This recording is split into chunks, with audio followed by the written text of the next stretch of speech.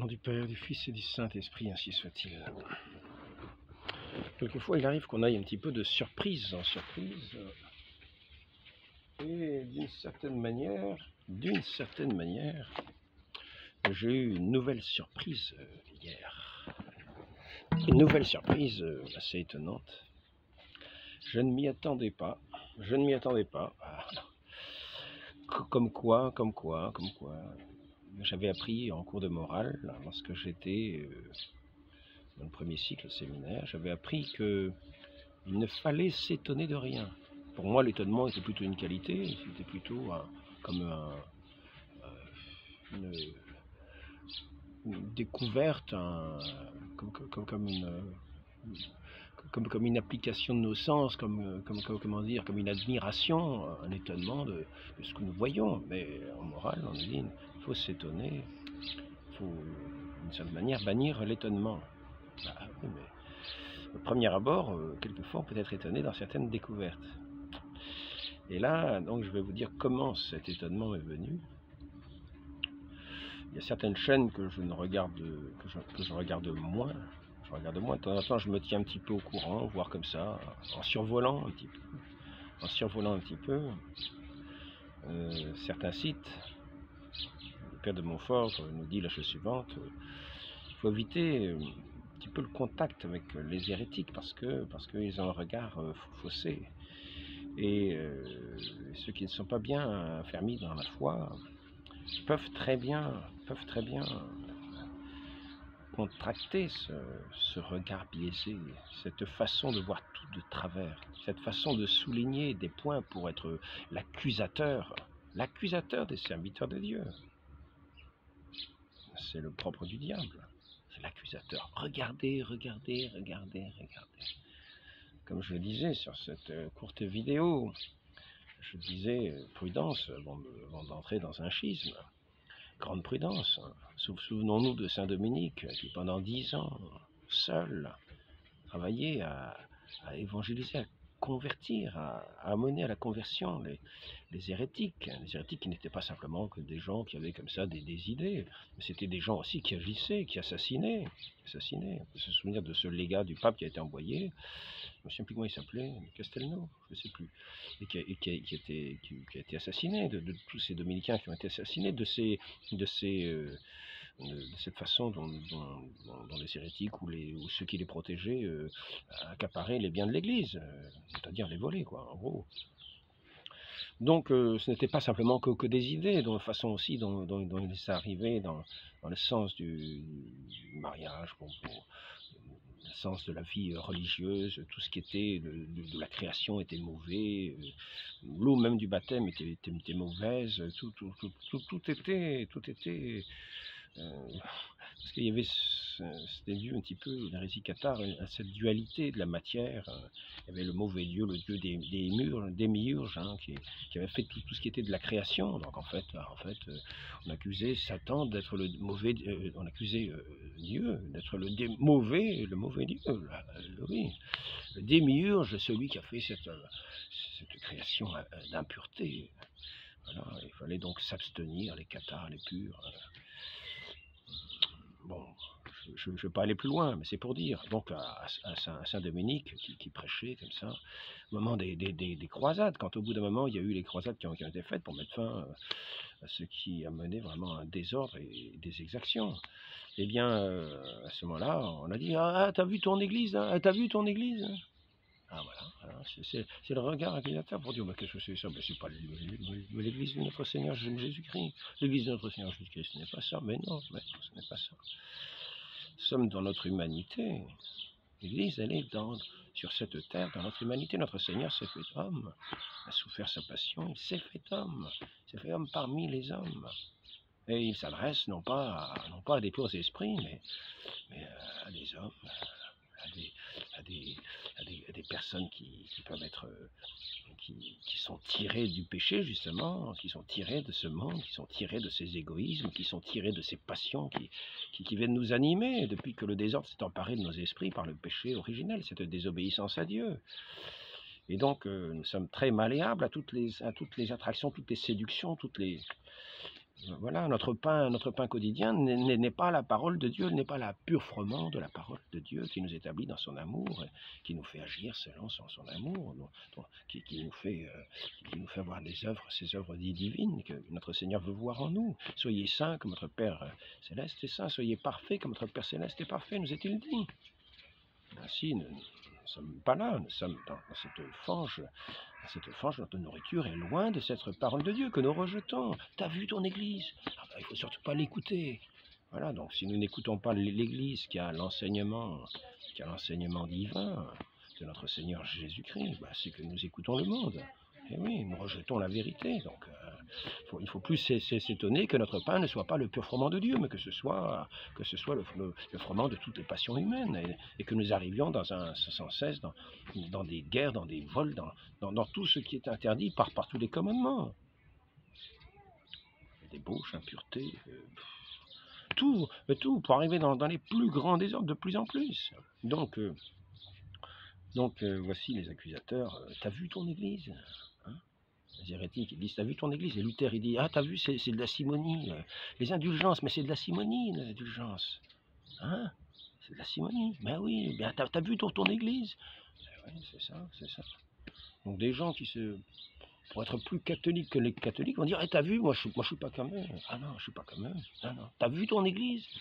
Oui, notre humanité a bien du mal à se sortir de tous ces pièges, de tous ces travers, et de ceux qui disent, t'as vu ton Église, pour les amener à s'en détourner. Alors qu'est-ce qu'ils vont écouter? Ils vont écouter toutes les voix du monde. Ils vont les écouter, eux. C'est moi ton nouveau guide. T'as vu ton Église? C'est moi ton nouveau guide. Je vais te dire tout comme il faut. Mais te fie pas au pape. Non, te fie pas te fie pas aux successions des apôtres. Mais surtout pas. Ce sont des diables. Ne sais-tu pas? Ce sont des diables. C'est moi qu'il faut écouter. Moi. Crois ma parole. Je suis infaillible. Donc, nous en sommes là, et c'est comme cela que nous en arrivons à dire toujours, oui, nous sommes à la fin des temps, vous savez bien qu'à la fin des temps, il n'y aura plus d'église.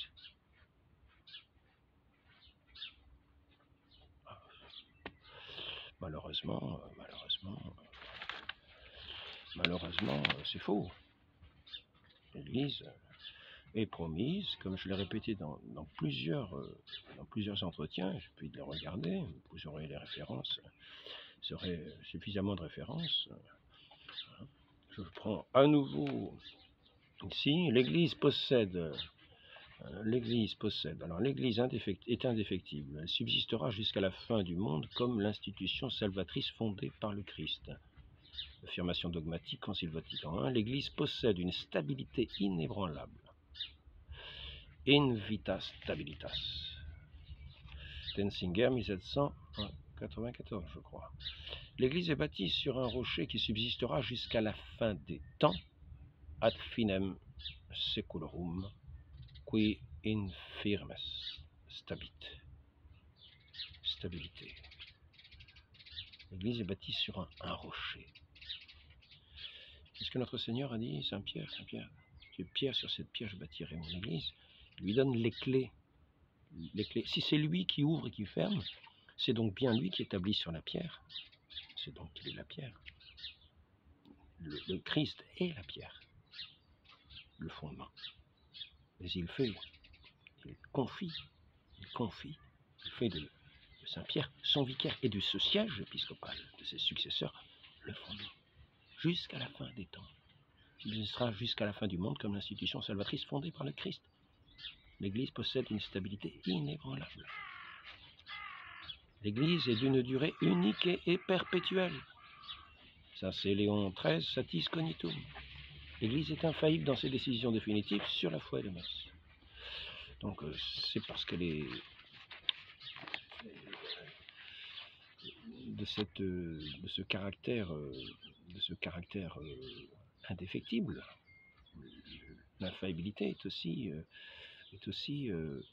apparaît comme étant une nécessité, car c'est sur la vérité, sur cette foi véritable qui nous est enseignée par notre Seigneur, qui est aussi révélée, parce que c'est le Père qui révèle à Saint Pierre que le Christ est le Fils, que Jésus est le Christ, le Fils unique de Dieu, le Christ, le Fils du Dieu vivant. Donc la foi est un don, une vertu théologale. Ce serait donc un attentat, une dérogation formelle au respect que méritent les lois ecclésiastiques de blâmer par une liberté insensée d'opinion la discipline que l'Église a consacrée et qui règle l'administration des choses saintes et la conduite des fidèles, qui détermine les droits de l'Église et les obligations de ses ministres, de la dire ennemie des principes certains du droit naturel, et de la dire ennemie des principes certains du droit naturel, incapable d'agir par son imperfection, ou soumise à l'autorité civile. Là, nous en sommes à Grégoire XVI, Mirarivos. C'est donc un attentat, une dérogation formelle au respect que méritent les lois ecclésiastiques, etc. Actuelles, parce qu'elle est définitive, comment c'est immutabilité. Hein. Il y a perpétuité et immutabilité. C'est-à-dire immutabilité, c'est dans sa forme, non pas dans ses formes accidentelles, mais dans ses formes essentielles. La hiérarchie, les sacrements, les formes essentielles. Sainte Catherine de Sienne, je répète, Catherine de Sienne à Barnabé, Barnabé Visconti, il est fou celui qui se dresse ou qui agit contre le vicaire qui tient les clés du sang du Christ crucifié. Quand bien même il serait un démon incarné, je ne dois pas lever la tête contre lui, mais toujours m'humilier et demander miséricorde par le sang. Et ne faites pas attention à ce que le démon vous proposera à vous, et vous a déjà proposé sous couleur de vertu, c'est-à-dire de vouloir faire justice contre les mauvais pasteurs au sujet de leurs défauts. C'est ce que nous voyons sur ces vidéos. On montre toujours le mauvais pasteur, le pasteur léger. C'est ce que je voyais hier, un pasteur. Bon, vraiment, c'est vrai qu'ils ont l'art, ceux qui disent « Regarde ton église », ils ont l'art de montrer des exemples du fait qu'on devient vert en regardant. Oui, regarde ton église, d'accord, c'est ça l'église. Et on a l'air de faire croire que c'est uniquement ça, qu'il n'y a pas autre chose, qu'il n'y a que des mauvais pasteurs, qu'il n'y a que des gens qui n'ont pas la foi, qu'il n'y a que des gens que des révolutionnaires. On a l'air de faire croire ça, parce qu'on ne montre que ça. Bien sûr, on ne va pas vous montrer les exemples opposés. On ne va pas vous montrer ce que la main gauche, ce que la main droite, que la main gauche ne sache pas ce que fait la main droite. À plus forte raison, on ne va pas vous montrer sur la vidéo ce que même la main droite, ce que même la main gauche ne sait pas ce que fait la main, ce que fait la main droite, que même la main gauche ignore. Donc, vouloir faire justice contre les mauvais pasteurs au sujet de leurs défauts, ne vous fiez pas aux démons. N'essayez pas de faire justice de ce qui ne regarde, de faire justice de ce qui ne vous regarde pas. Dieu ne veut pas que ni vous, ni personne d'autre s'érige en justicier des ministres. Il s'est réservé le jugement, il l'a réservé à son vicaire. Et si le vicaire ne faisait pas justice, nous devons humblement attendre la punition et la correction de la part du souverain juge, Dieu éternel. Et donc là, nous avons cette lettre de Sainte Catherine de Sienne à Barnabé, épistolaire, volume 1, lettre 28. Regarde ton église. Ouais, d'accord, c'est donc la voix de tous les schismatiques qui n'appartiennent pas à l'église. Oui. Au lieu de dire ça, la conduite de notre Seigneur, c'est la suivante. Si quelqu'un vient à pécher, tu vas le voir. Et tu essaies de lui dire un mot. Tu vas le corriger. Tu vas lui apporter, dans le corriger, tu vas lui apporter une parole pour l'amener à se corriger. S'il ne t'écoute pas, n'oublions pas. Il est dit aux apôtres, qui vous écoute m'écoute. Si vous avez la parole des apôtres, alors celui qui ne vous écoute pas, vous amenez un autre témoin, et vous le reprenez à 2 ou 3. Et s'il ne vous écoute pas, mettez-le devant l'église. Et s'il n'écoute pas l'église, s'il n'écoute pas l'église, oui. Il vous écoute, m'écoute, qui vous rejette, me rejette, et rejette celui qui m'a envoyé. Tenez-le pour un publicain. Donc c'est-à-dire C'est-à-dire éviter, c'est vrai, à ce moment-là, éviter plutôt le contact. Mais n'oublions pas qui nous devons écouter. Nous devons écouter le divin, celui que le divin pasteur établit comme votre pasteur, comme son pasteur, le fidèle. Il n'est pas dit d'écouter celui qui va, hein, si on commet le péché, etc. Si on dit des âneries, on essaie de corriger. Et puis on va l'amener, et puis s'il persévère. Bon voilà, donc je passe à la chose suivante, avant qu'il pleuve. Alors, je rappelle quand même la chose suivante, hein, en prudence, des fois que j'oublierai ensuite. Hein. Des fois que j'oublierai après. Le sacrilège. Hein. Ça, c'est dans le catéchisme de l'Église catholique de 1992, au numéro 2120. Ça donnera à ceux qui ne lisent jamais ce catéchisme parce qu'ils soupçonnent d'être vraiment très mauvais. Donc le sacrilège consiste à profaner ou à traiter indignement les sacrements et les actions liturgiques ainsi que les personnes, les choses ou les lieux consacrés à Dieu. Le sacrilège est un péché grave, surtout quand il est commis contre l'Eucharistie, puisque dans ce sacrement, le corps même du Christ nous est rendu présent substantiellement. Donc il nous est rappelé à la fois ce que c'est que le sacrilège, mais aussi il nous est rappelé que la foi de l'Église professe toujours, à ceux qui en douteraient, que notre Seigneur Jésus-Christ est toujours présent dans la divine hostie, dans la sainte hostie. La sainte hostie.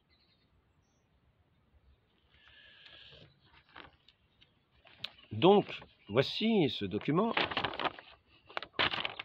J'en ai recopié une partie. Voilà, donc j'étais en train d'écouter hier en survolant. Il y avait d'abord Maccabée. Alors Maccabée, lui, s'attaquait à quelqu'un qui a écrit un livre sur la liberté religieuse. Alors, il a fait, vous comprenez, Maccabée a fait 12 ans d'études. Il a peut-être fait 12 ans de ce qu'il ne faut pas faire, hein, parce que je rappellerai quand même la chose suivante, peut-être à son intention, mais s'il m'entend, hein, peut-être à son intention. Je relis le passage qui peut le concerner spécialement.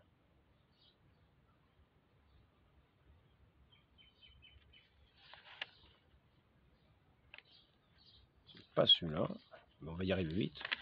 Que si les subordonnés usurpent le rôle de supérieur, c'est de leur part non seulement faire un acte d'une injurieuse témérité, mais encore c'est bouleverser autant qu'il est en eux l'ordre si sagement établi par la providence du divin fondateur de l'Église.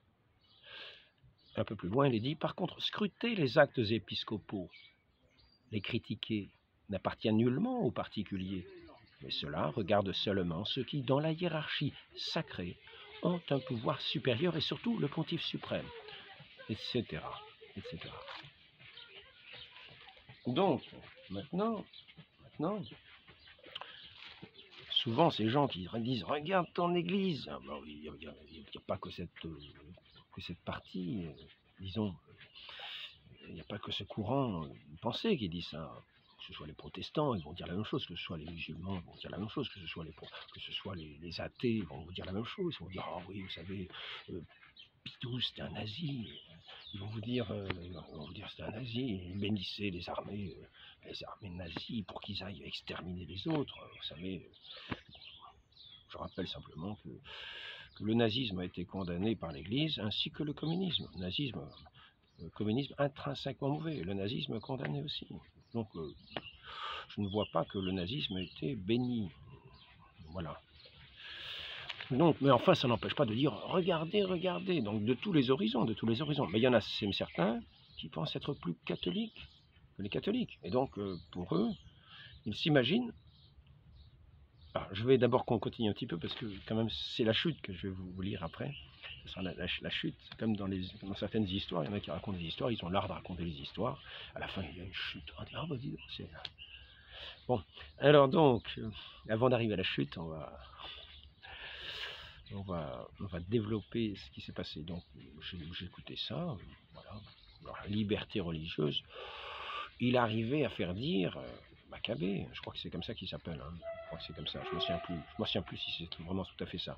Enfin, donc il arrivait à faire dire que finalement la liberté c'était on laisse faire le péché, mais surtout tout ce qui est du péché, il faut surtout pas interdire le péché, c'est-à-dire qu'on favorise en gros le péché, quoi. Si on favorise toutes les choses horribles, c'est favorisé par la liberté religieuse. Hein. Voilà. Donc, voilà. C'est ce qui était dit à ce sujet-là. C'est faux. Nous savons que c'est faux. Nous savons que c'est faux. Nous savons que même du point de vue de la pensée, la liberté religieuse n'est pas une autorisation ni à l'erreur ni au péché. La liberté religieuse n'est ni la permission, ça c'est dans le catéchisme. Je vous conseille plutôt que de lire des livres de certains prêtres, etc., de lire tout simplement ce qu'enseigne notre Sainte Église. Et si nous sommes fidèles, de le recevoir. Qui vous écoute m'écoute. Donc, la liberté religieuse n'est ni la permission morale d'adhérer à l'erreur, ça c'est le numéro 1790-1740, mais on trouve ça dans le catéchisme au 2108, ni un droit supposé à l'erreur, mais un droit naturel de la personne humaine à la liberté civile, c'est-à-dire à l'immunité de contraintes extérieures, dans de justes limites, en matière religieuse, dans de justes limites. Écoutons bien les mots. On ne dit pas que c'est bien de faire tous les crimes, toutes les... Non, dans de justes limites. En matière religieuse, de la part du pouvoir politique, donc on s'adresse au pouvoir politique. Ce droit naturel doit être reconnu dans l'ordre juridique de la société de telle manière qu'il constitue un droit civil. Dignitatis Humanae 2. Alors, le droit à... Alors, si nous arrivons au catéchisme 2109, le droit à la liberté religieuse ne peut être de soi ni illimité, ni limité seulement par un ordre public conçu de manière positiviste ou naturaliste. Les justes limites qui lui sont inhérentes doivent être déterminées pour chaque situation sociale par la prudence politique selon les exigences du bien commun ratifié par l'autorité civile, selon les règles juridiques conformes à l'ordre moral objectif. Donc, écoutons ce que nous dit l'Église au sujet de la liberté religieuse. N'écrivons pas, ne faisons pas des études comme ça pendant 10 ans en révolutionnant l'ordre que le divin Rédempteur a établi, en se prenant, en parlant en lieu et place des évêques qui ont été institués comme juges de la foi, comme enseignants de l'Église. C'est le corps enseignant de l'Église qui démarre là. Si les subordonnés usurpent le rôle de supérieur, c'est de leur part non seulement faire un acte d'une injurieuse témérité, mais encore c'est bouleverser autant qu'il est en eux l'ordre si sagement établi par la providence du divin fondateur de l'Église. Scruter les actes épiscopaux, etc. Donc, lisons le catéchisme, et humblement, entendons ce que notre Seigneur nous dit par son Église. Donc alors après ça, il y avait cette autre vidéo, un autre qui montrait des exemples, c'est vrai, des exemples affligeants, et puis il mettait des réflexions qui étaient justes, mais simplement le tort qu'il avait, ce n'était pas simplement dans un esprit de correction, c'était un esprit de dénonciation et de blasphème, c'est-à-dire profaner, traiter indignement les sacrements, les actions liturgiques, c'est-à-dire l'Église. Quand on blasphème l'Église, on blasphème tout ce qui est en elle, donc les sacrements avec. C'est vraiment un blasphème. Et on blasphème aussi le Saint-Esprit qui assiste son Église, que le Christ a promis à son Église. Donc, faisons très attention. Donc, j'en reviens à mon texte. Parce qu'à l'intérieur d'un commentaire, la chose intéressante, c'est la chose suivante. Il y en avait un qui disait, ils sont loin de, comment ça s'appelle déjà ça? Oh mais zut, alors j'ai pas marqué le titre. Comment ça s'appelle ça? Le serment antimoderniste. Ils sont loin du serment antimoderniste. Alors, ils sont loin de respecter le serment antimoderniste. Tiens, ça fait tilt. Ça fait tilt. Non, j'ai enlevé ça, j'ai mis serment anti-moderniste. J'ai regardé le texte. Je vous cache pas, je vous cache pas ma surprise. Je vous cache pas ma surprise. Je vous cache pas ma surprise. Parce que tous ceux qui disent regarde ton église, en disant ce n'est pas l'église, c'est Satan qui est là, c'est la secte conciliaire. Tous ceux qui disent ça, ils s'appuient sur le... Ils s'appuient normalement, ils disent oui, nous, au moins les prêtres traditionnalistes, au moins ils font le serment antimoderniste.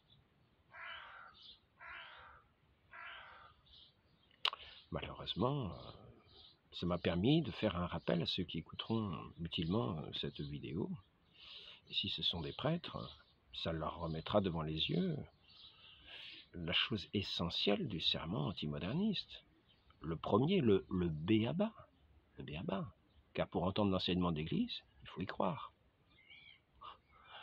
Donc, voici le début de ce texte sur le serment antimoderniste. Moi, alors j'embrasse et reçois fermement toutes et chacune des vérités que l'Église, par son magistère inhérent. Le débat est clos. Le débat est clos. Le débat est clos.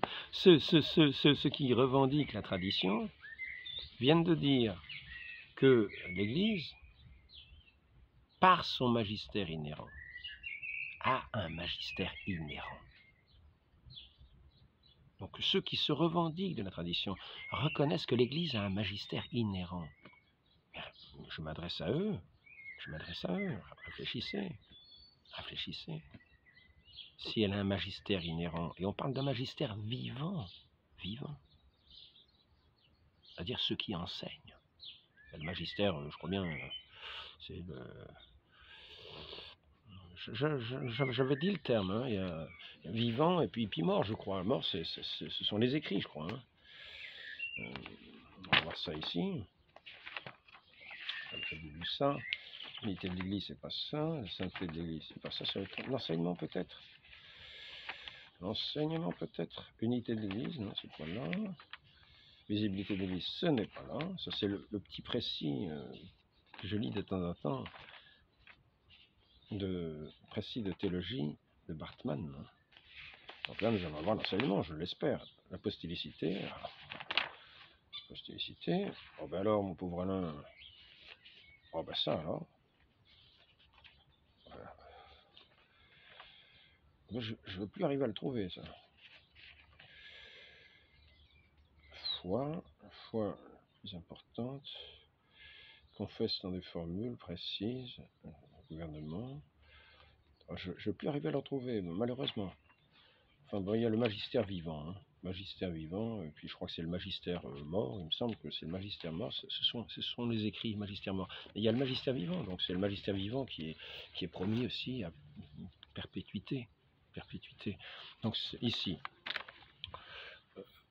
moi, alors j'embrasse et reçois fermement toutes et chacune des vérités que l'Église, par son magistère inhérent. Donc on reconnaît que l'Église a un magistère inhérent. Donc, la conclusion, c'est que c'est terminé. Si elle a un magistère inhérent, c'est qu'elle ne se trompe pas, donc il faut l'écouter. Ça suffit, ça suffit. Alors maintenant, si vous ne croyez pas que l'Église a un magistère inhérent et qu'elle a chuté au Concile Vatican II, eh bien, vous pouvez déchirer ce papier. Déchirer aussi ce serment antimoderniste. Alors maintenant, je vais être embêté. Je vais être embêté parce que, enfin, de temps en temps, un petit geste, ça se voit et ça se remarque et ça s'entend. Donc on le retient plus facilement. Donc, magistère inhérent a défini, affirmé et déclaré principalement ces chefs de doctrine qui sont directement dirigés contre les erreurs de ce temps. Bon, et maintenant, alors, je lirai peut-être entre-temps les différents articles, mais je tiens à lire ce qui est marqué à la fin aussi. Car nous avons vu au début que l'Église avait un magistère inhérent, donc elle n'a pas pu chuter Vatican II, quel que soit quelles que soient les explications les plus fumeuses ou les plus extraordinaires qu'on puisse trouver, l'infiltration, ceci, cela, c'est une assistance du Saint-Esprit pour que l'Église n'exprime pas des erreurs. C'est ça l'infaillibilité. Assistance du Saint-Esprit pour que, c'est une assistance, on dit, il me semble, négative. Hein. C'est ce qu'on avait lu dans le traité de Bartman, une assistance négative, en ce sens que ça empêche d'exprimer des choses fausses dans la matière de la foi. Donc, c'est l'assistance du Saint-Esprit. Voilà. Alors, ici, à la fin de ce serment antimoderniste, voici ce qui est encore dit. Pour terminer, alors, je soutiens avec la plus grande fermeté. Je soutiendrai jusqu'à mon dernier soupir la foi des pères sur le critère certain de la vérité qui est, a été et sera toujours dans l'épiscopat transmis par la succession des apôtres. Voilà ce qui est du serment antimoderniste que l'on signe. Voici je soutiendrai, hein, je soutiens avec la plus grande fermeté, je soutiendrai jusqu'à mon dernier soupir la foi des pères sur le critère certain de la vérité qui est, a été et sera toujours dans l'épiscopat transmis par la succession des apôtres. Alors je pense que c'est un texte qui tire ça d'un texte de Saint Irénée. Alors j'avais mis, mais c'est juste là où j'ai déchiré. J'aurais dû déchirer à la fin. De telle sorte que la vérité absolue, immuable, prêchée des origines par les apôtres, ne soit jamais ni crue ni entendue dans un autre sens. Voilà. Et là donc nous voyons bien que ici, on peut dire que l'entretien, je pourrais le terminer là. D'une certaine manière, je l'arrête là. Pour ceux qui ont des oreilles pour entendre, ou bien alors il rejette le sermon antimoderniste, parce qu'il est dit que la vérité qui a été et sera toujours, qui a été et sera toujours dans l'épiscopat transmis par la succession des apôtres. Bon, je rappelle, hein, c'est en gros ce qui a été déjà dit ici, hein, l'indéfectibilité. Assurément, il demeure dans l'Église non seulement l'indéfectibilité dans le fait de croire, appelée infaillibilité passive, mais également l'infaillibilité dans la proclamation de la vérité révélée lorsqu'elle a été proposée comme de foi catholique, de telle sorte que même lorsque l'Église est privée temporairement de sa tête visible, il est impossible que tout le corps de l'Église enseignée ou tout l'épiscopat dans son enseignement s'écarte de la foi définie et sombre dans l'hérésie, car la permanence de l'esprit de vérité dans l'Église subsiste fait partie de la promesse même de la promesse et de l'institution de l'indéfectibilité de l'Église pour toujours jusqu'à la consommation du monde. Thèse des Ecclesia Christi, page 221-223, Romée 1907, Franzelin. C'était un des premiers théologiens de Vatican I. Donc, pour celui qui abordait la liberté religieuse, il suffit tout simplement de regarder le baptême, qui est le premier pas pour entrer dans la foi du Christ. L'Église a toujours enseigné qu'il ne pouvait y avoir nulle contrainte dans le baptême. Parce que pour que le baptême porte son fruit de régénération, il faut non seulement l'eau du baptême, mais il faut le désir du baptême. S'il n'y a pas le désir du baptême, et donc la liberté de la personne qui va le désirer et faire le mouvement, la liberté de l'esprit, le désir du baptême. On fait appel à son... C'est une adhésion comme l'adhésion de la foi. Dans ce texte, donc rien que par le baptême, nous voyons qu'il y a la liberté religieuse, car le baptême ne s'impose pas. Le Christ ne dit pas allez massacrer les gens qui refusent, non, non, non. Mais celui qui croira et sera sauvé sera... Celui qui croira et sera baptisé sera sauvé. Mais il ne dit pas de contraindre. On ne dit pas qu'on doit contraindre par des autorités civiles. On ne dit pas qu'on doit tenir par le col les gens et les plonger dans l'eau. Non, l'eau seule ne suffit pas. Il faut que la personne ait le désir. Et même il y a des enseignements très bien faits.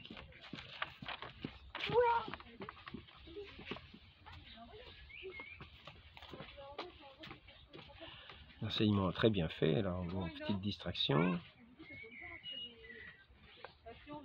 Nous en sommes où déjà? je ne sais plus. On en est au baptême, c'est ça?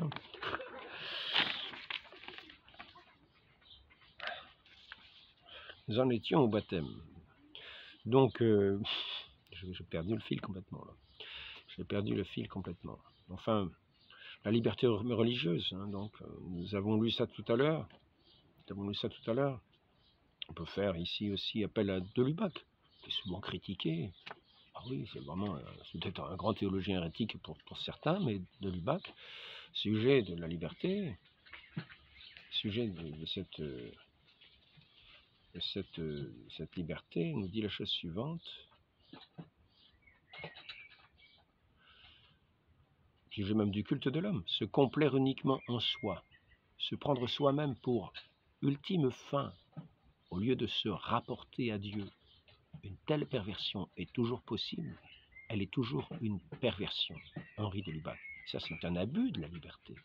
C'est un abus de la liberté. Quand on regarde dans le catéchisme, je reviens au catéchisme parce que c'est pour montrer que l'Église n'enseigne pas n'importe quoi. Quand on parle du péché originel, on ne dit pas que Dieu a banni la liberté.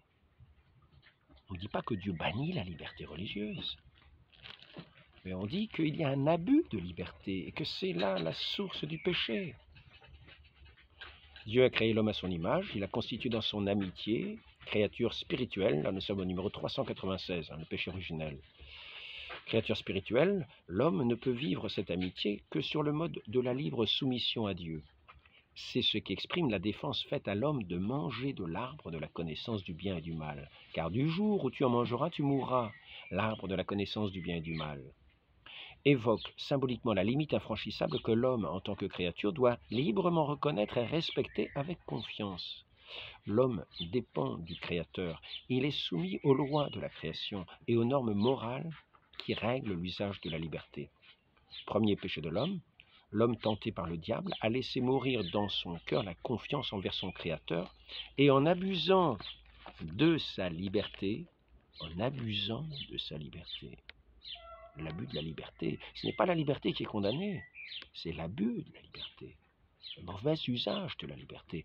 En abusant de sa liberté, a désobéi au commandement de Dieu, c'est en cela qu'a consisté le premier péché de l'homme. Tout péché, par la suite, sera une désobéissance à Dieu et un manque de confiance en sa bonté. Toute la liberté religieuse, elle est là. Elle est là. Réfléchissez à ce que c'est que le péché originel. Vous y voyez que c'est un abus de la liberté. Et que cet abus de la liberté, dans ce manque de confiance en Dieu, je relis les termes, du catéchisme.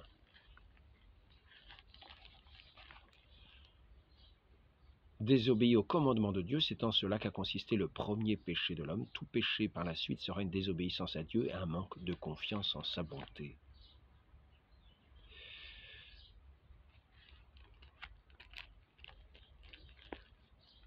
Donc, nous voyons qu'au sujet de ce baptême, il faut qu'il y ait le désir.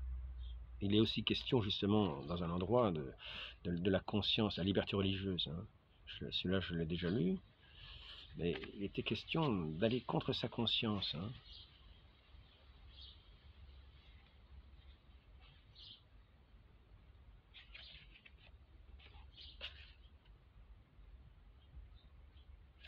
Bon, tant pis, on s'en passera. On ne peut pas tout dire. On peut pas tout dire dans des entretiens. Il y avait donc dans ce texte du serment antimoderniste, il y a le fait de la tradition. Il y a la tradition, la reconnaissance de ce que c'est que la tradition. Hein. La reconnaissance de ce que c'est que la tradition. Je reçois sincèrement la doctrine de la foi que les pères orthodoxes nous ont transmise, les apôtres, dans le sens même, dans la même interprétation. C'est pourquoi je rejette absolument la supposition hérétique de l'évolution des dogmes, d'après laquelle ces dogmes changeraient de sens pour en recevoir un différent de celui que leur a donné tout d'abord l'Église. C'est ce qui est affirmé tout simplement dans l'enseignement de l'Église, toujours aujourd'hui. Il n'y a pas l'évolution dans ce sens-là pour aller dans ce sens contraire des dogmes.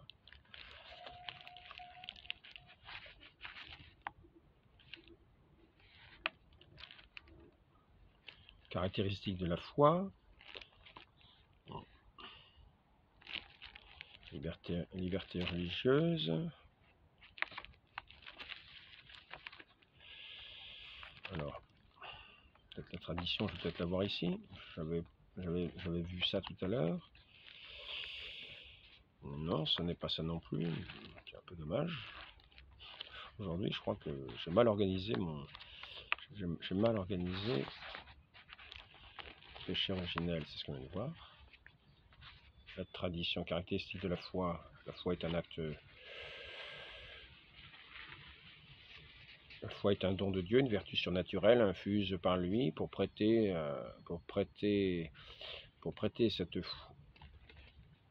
cette foi, l'homme a besoin de la grâce prévenante et aidante de Dieu, ainsi que les secours intérieurs du Saint-Esprit. Celui-ci touche le cœur et le tourne vers Dieu, ouvre les yeux de l'esprit, donne à tous la douceur de consentir et de croire à la vérité. Croire n'est possible, alors l'acte de foi, c'est obéir, audire dans la foi, se soumettre librement à la parole écoutée, parce que la vérité est garantie par Dieu, la vérité même. Abraham est le modèle de cette obéissance que nous propose l'Écriture sainte, la Vierge Marie en est la réalisation la plus parfaite. Bon, donc c'est ce qui est dit aussi dans ce sermon antimoderniste. La foi n'est pas quelque chose qui vient du tréfonds de la conscience, c'est pas quoi. Hein. Professe que la foi n'est pas un sens religieux, aveugle, surgissant du profond ténébreuse de la subconscience, moralement informé sous la pression du cœur, l'impulsion de la volonté, un véritable assentiment de l'intelligence à la vérité acquise extrinsèquement et par l'enseignement reçu ex audito. C'est ce qui vient d'être dit dans ce catéchisme. Donc, si nous voulons être de bonne volonté, commençons par croire ce qui est dit dans ce serment antimoderniste. Commençons par croire ce qui est dit dans ce serment antimoderniste. Je le répète, je terminerai par ça. Je demande cette grâce à la très sainte Vierge Marie de pouvoir être fidèle à cette promesse. Je promets donc, et j'adhère de toute mon âme aux déclarations contenues. C'est pas ça que je cherche. C'est ça ici. Donc, c'est ce que je demande. Je soutiens avec la plus grande fermeté, je soutiendrai jusqu'à mon dernier soupir, la foi des pères sur le critère certain de la vérité qui est, qui a été et sera toujours transmis. Alors, la vérité qui sera toujours dans l'épiscopat, transmis par la succession des apôtres. À la fin, c'était un petit peu confus quand même. Hein.